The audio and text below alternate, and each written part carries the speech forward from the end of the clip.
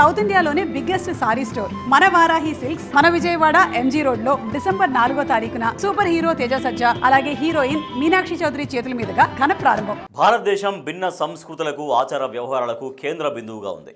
ఇక్కడ అనేక మతాలు సంప్రదాయాలు నేటికి కొనసాగుతున్నాయి. అయితే ప్రస్తుతం కాలం మారింది. ఇందులో భాగంగా పురాతన సాంప్రదాయాలు పద్ధతులను కొందరు మూఢనమ్మకాలుగా భావించి వదిలేస్తున్నారు. మరికొందరు వాటిని ఆచరిస్తున్నారు. అయితే వరుడి పెళ్లి రోజు తన తల్లి కొడుకుకు బహిరంగంగా పాలించిన ఘటన సోషల్ మీడియాలో వైరల్గా మారింది. అసలు ఇలాంటి ఆచారం ఒకటి ఉందా? ఎక్కడ ఇలాంటి వింత ఆచారాలని పాటిస్తున్నారు?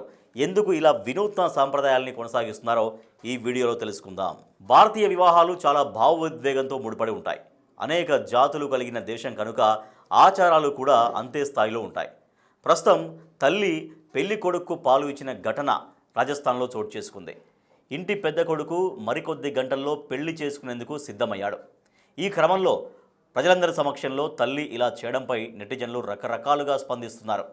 ఈ రకమైన సాంప్రదాయాన్ని పెళ్లిలో జరిగే భారత్ కార్యక్రమంలో నిర్వహిస్తామని అంటున్నారు అక్కడి స్థానికులు. ఇది సిగ్గుపడాల్సినంత పెద్ద తప్పేమీ కాదని అంటున్నారు.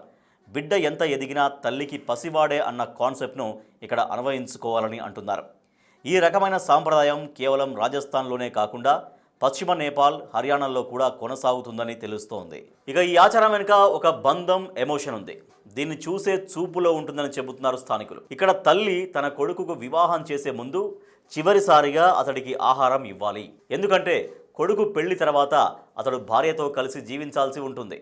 ఈ క్రమంలో భార్య మాయలో పడి తల్లిని ఎక్కడ మర్చిపోతాడో, మాతృమూర్తిని ఎక్కడ విడిచిపెడతాడో అన్న భావనలో జీవితాంతం తన తల్లిని గుర్తుంచుకోవడం కోసం ఈ రకమైన కార్యక్రమాన్ని తీసుకొచ్చారు.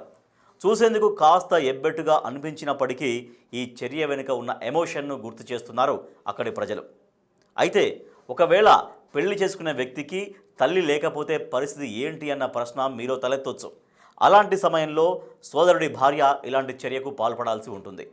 సాధారణంగా అన్న భార్య తమ్ముడికి వదిన వరుస అవుతుంది.